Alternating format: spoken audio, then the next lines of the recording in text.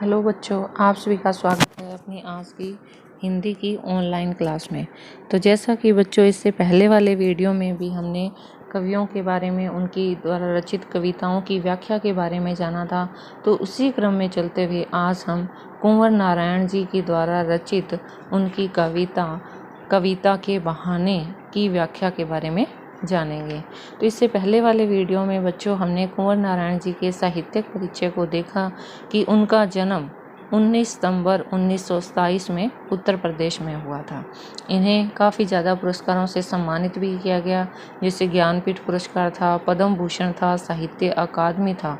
क्योंकि इनका जो साहित्यिक यात्रा थी वो काफ़ी उल्लेखनीय रह चुकी है। तो अब हम बात करते हैं अपनी आज की कविता, जो क्या है कुंवर नारायण जी के द्वारा लिखी गई है, कविता के बहाने। ये जो कविता है इन दिनों जो इनका काव्य संग्रह है उससे ली गई है।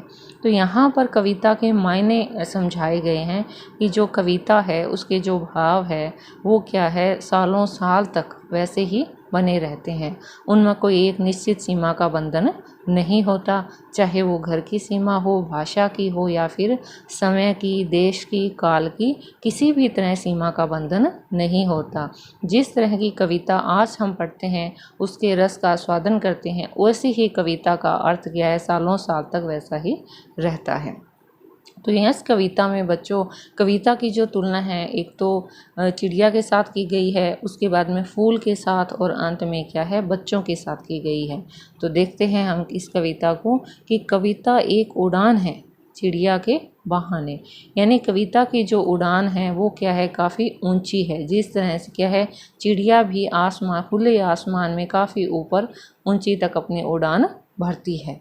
कविता की उड़ान भरा चिड़िया क्या जाने, यानी चिड़िया की उड़ान तो हमें समझ आती है कि उसकी एक निश्चित उड़ान है, उसके बाद हुआ क्या, उसका उड़ना निश्चित नहीं है। लेकिन कविता की उड़ान, यानी यहाँ उड़ान से अर्थ है जो कविता क्या है, कल्पना की सहायता से क्या है, उड़ान जो भरती है वो सालों साल तक वैसे की वैसी ही बनी रहती है। तो देखो बच्चों, पहली बात कही है कि कविता एक उड़ान है चिड़िया के बहाने, यानी चिड़िया के साथ उसकी समानता दिखा दी।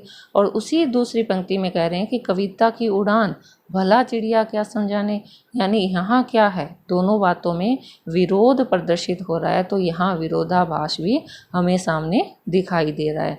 यानी एक तरफ से तो कविता की जो बराबरी है या जो समानता है किससे कर रहे हैं, चिड़िया से, लेकिन फिर क्या कहते हैं कि चिड़िया की उड़ान तो क्या है, एक सीमित है, लेकिन कविता की उड़ान की कोई भी सीमा नहीं है। बाहर भीतर, यानी चिड़िया क्या है, बाहर भीतर, इस घर उस घर, कविता के पंख लगा उड़ना के माने चिड़िया क्या जाने। यानी चिड़िया तो क्या है, एक घर से दूसरे घर तक उड़ान ले सकती है, खुले आसमान में उड़ सकती है, लेकिन कविता के जो पंख हैं उनकी उड़ान तो क्या है, असीमित होती है। और चिड़िया की उड़ान की क्या है, एक निश्चित सीमा होती है। चिड़िया हमेशा अपनी एक निश्चित सीमा तक ही उड़ान भर सकती है, लेकिन कविता की जो उड़ान है, या कविता जो क्या है, कल्पना की सहायता से ही तो कविता का निर्माण होता है, और जो कविता का महत्व है वो सालों के साल वैसा ही रहता है, उसकी कोई भी निश्चित सीमा नहीं है। जो देखो, इस कविता की भाषा तो क्या है, सरल है, लेकिन इसका जो अर्थ निकल रहा है वो गंभीर अर्थ होता है।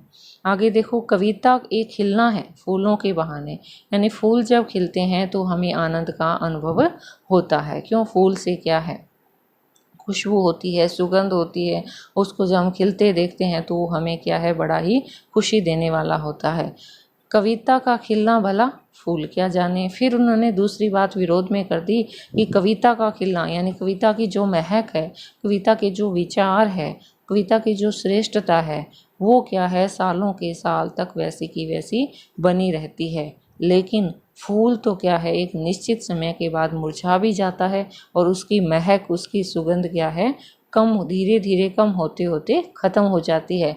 लेकिन कविता का जो अर्थ आज निकलता है वही सालों के साल उसका अर्थ निकलता है, वही महक उसकी हमेशा बरकरार रहती है। बाहर भीतर, इस घर उस घर, बिना मुरझाए महकने के माने फूल क्या जाने।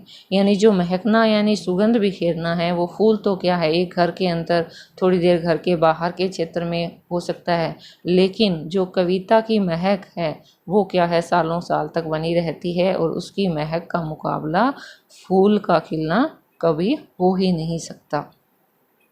कविता एक खेल है बच्चों के बहाने, बाहर भीतर यह घर वह घर, सब घर एक कर देने के माने बच्चा ही जाने। यहाँ पर देखो बच्चों, ऊपर वाले दो में तो कोई समानता नहीं बन रही थी।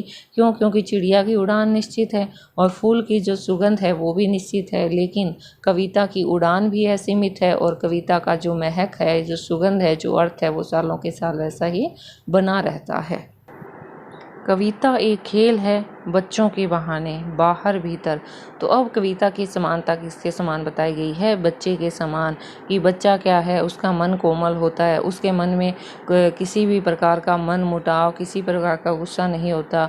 वो क्या है, एक घर से जाता है, किसी के घर के अंदर खेलेगा, कभी घर के बाहर खेलेगा, तो वो क्या करता है, कोशिश करता है कि सबको एक साथ जोड़े रखने की। तो देखो, कविता एक खेल है बच्चों के बहाने, यानी जिस तरह से बच्चे क्या होते हैं, बिल्कुल कोमल होते हैं, सबको साथ रखने वाले होते हैं।